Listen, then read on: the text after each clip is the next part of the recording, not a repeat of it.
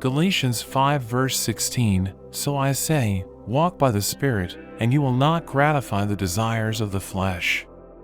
Romans 8 verse 14, for those who are led by the Spirit of God are the children of God. Galatians 5 verse 25, since we live by the Spirit, let us keep in step with the Spirit. John 14 verse 26, but the Advocate, the Holy Spirit, whom the Father will send in my name, will teach you all things and will remind you of everything I have said to you.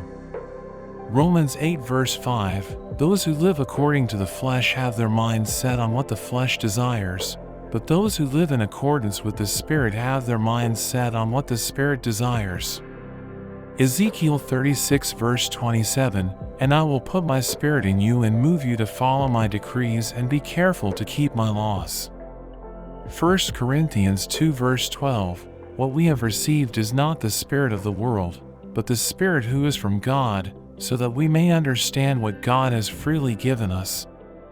2 Corinthians 3 verse 17, now the Lord is the Spirit, and where the Spirit of the Lord is, there is freedom. Romans 8 verse 26, in the same way, the Spirit helps us in our weakness. We do not know what we ought to pray for, but the Spirit Himself intercedes for us through wordless groans. Isaiah 30 verse 21, whether you turn to the right or to the left, your ears will hear a voice behind you, saying, this is the way, walk in it. Thank you for watching. I hope you enjoyed the video. If you did, don't forget to like and subscribe to the channel. See you next time. God bless you.